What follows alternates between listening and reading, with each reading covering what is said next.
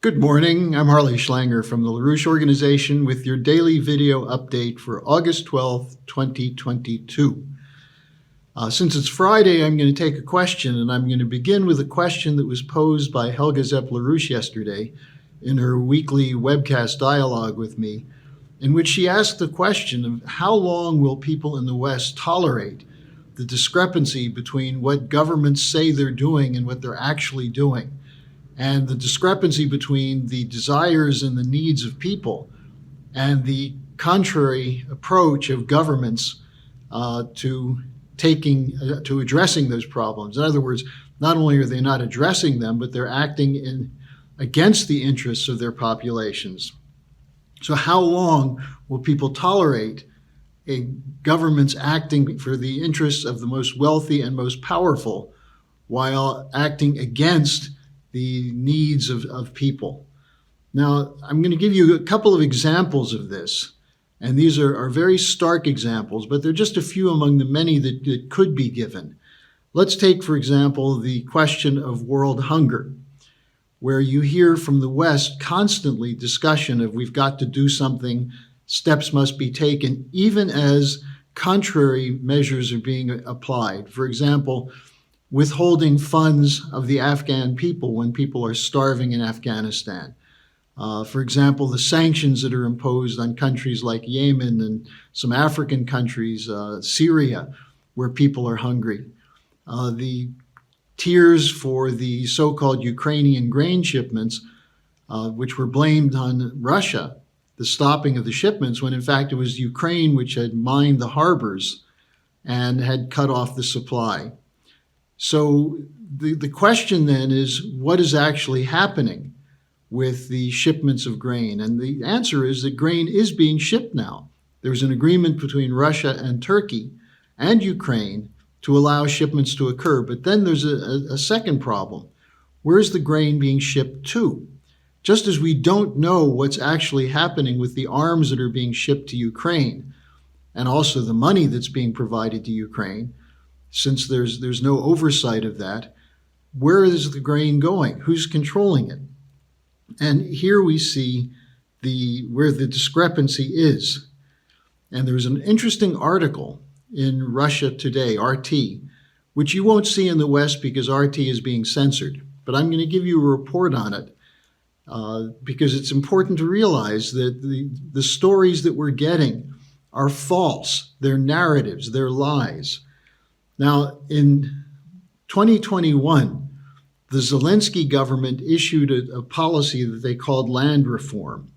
But what this did is it opened up the most fertile lands of Ukraine for takeover by corporate cartels. These cartels are the most familiar names: Cargill, DuPont, Monsanto, and they're in league with firms such as BlackRock and Vanguard. They've taken over some of the best land in the world, similar to what BlackRock, Vanguard, and Bill Gates are doing in the United States and in Europe in buying up land. Now, the land grabs actually began in Ukraine in 1991 with the so-called shock therapy reforms. But it went into high gear after the 2021 policy pushed by Zelensky. And this displaced Ukrainian family farmers, just as is being done in the US and Europe. And as a result, we're seeing farm protests that are expanding throughout Europe. And when the harvesting season is done, these farm protests will probably become much bigger. They're not only against these so-called land reforms, but against the green policies, against the shutdown of use of fertilizer and pesticide, and the forced expropriation of land, as in the Netherlands, where 30% of farmland is being shut down as part of the so-called green policy. And what we're seeing is the concentration of world food supply in the hands of the cartels. This is a threat to everyone. And it's this which has a lot to do with the increased prices of food, as the cartels control through the Chicago Mercantile Exchange and elsewhere the pricing of food, and also the shipment of food, where it goes and who gets it. It's a form of feudalism, where you have the concentration of land ownership in the hands of a few.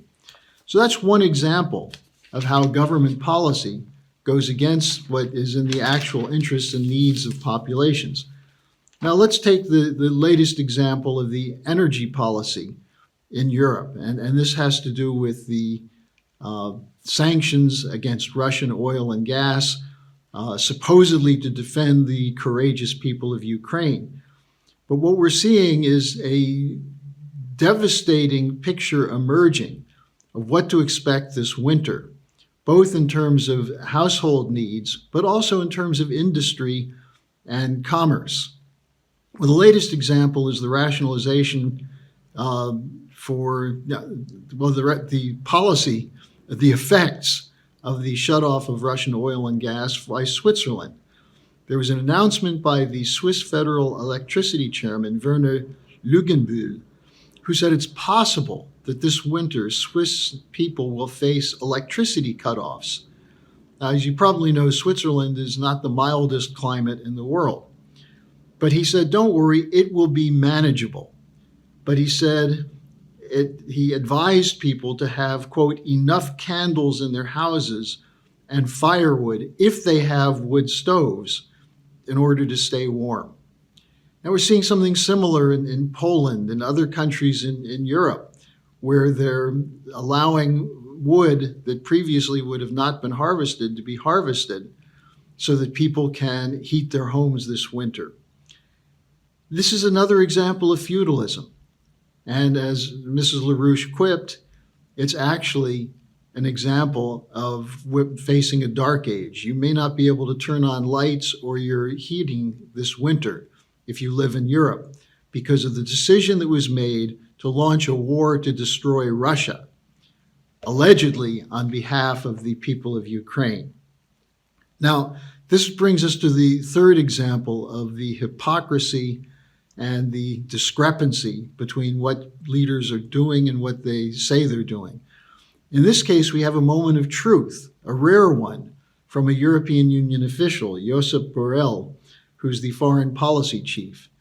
Borrell was talking about he was questioned about the double standards. Why put so much effort into the Ukraine situation, supposedly in defense of human rights, but nothing to protect the Palestinians who have come under assault again by the Israeli government and whose interests have never been addressed by Western governments. And Borrell admitted that there are, quote, double standards, unquote, in their full support for the war against Russia in Ukraine, and at the same time their toleration of the horrible circumstances and conditions being imposed on the Palestinians in Israel. Borrell said, quote, "We are often criticized for double standards, but international politics is to a large degree about applying double standards. We do not use the same criteria for all problems," unquote. Well, that's true on the surface, but let's dig a little deeper. In truth, the NATO policy is not about protecting the freedom and the rights of the Ukrainian people. Ukraine is not a democracy. Ukraine is the most corrupt country in Europe. It's ruled by an oligarchy, which has put Zelensky in power on behalf of NATO intention to attack Russia. Now, some of you say, well, but Russia attacked Ukraine. You're ignoring the fact that for 8 years, the Ukrainian military was shelling the Donbas, eastern Ukraine region, and conducting a genocidal war against the Russian civilian population there. This was a war in Europe. You say, well, Russia launched the first war in Europe. Again, that's a fraud. There was the NATO attack on Serbia in the late 90s.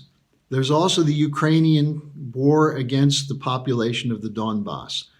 So again, hypocrisy, narratives. But what Borrell is admitting is that there is a double standard, but the double standard goes even further.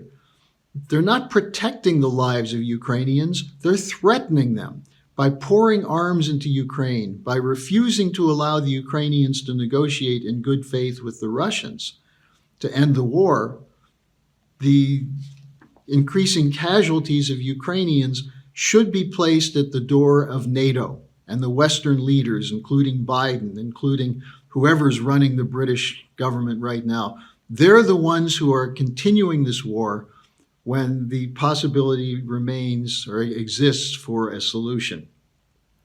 Now, it also exposes the fraud that the European Union is committed to democracy and protection of human life.